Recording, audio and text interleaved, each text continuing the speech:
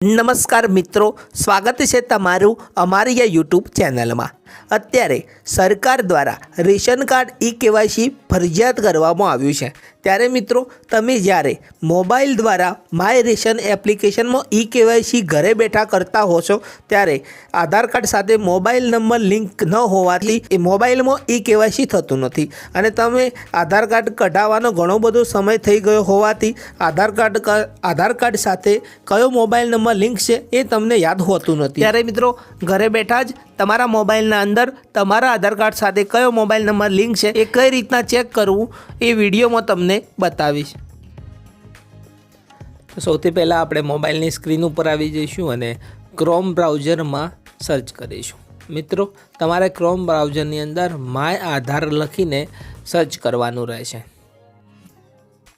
મિત્રો જેવું જ તમે માય આધાર લખીને ખોલશો એવું જ લોગિન લખેલું બટન આવી ગયું છે। સ્ક્રોલ કરતાં જશો એટલે સૌથી નીચે ચેક આધાર વેલિડિટી આપેલી છે તેના ઉપર આપણે ટચ કરીશું। જેવું ટચ કરીશું એવું જ મિત્રો આપણી સમક્ષ એક નવું પેજ ખુલી જશે જેમાં તમારે તમારો આધાર નંબર અને જે કેપ્ચર આપેલો છે એ કેપ્ચર ફિલઅપ કરવાનો રહેશે। મિત્રો હું અહીંયા આધાર નંબર અને જે કેપ્ચર કોડ આપેલો છે એ હું અહીંયા ફિલઅપ કરી દઉં છું। તો મિત્રો હવે મોબાઈલના અંદર આપણી સમક્ષ એક નવું પેજ ખુલી ગયું છે જેમાં મિત્રો સૌથી ઉપર તમારો આધાર કાર્ડ નંબર લખેલો હશે।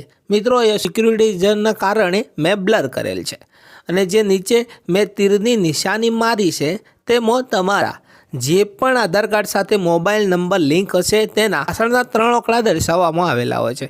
તો મિત્રો તમે આ જ રીતે અને આ જ ટેકનિકથી તમે તમારા મોબાઈલના અંદર તમારા આધાર કાર્ડ સાથે કયો મોબાઈલ નંબર લિંક છે તે તમે જાણી શકો છો।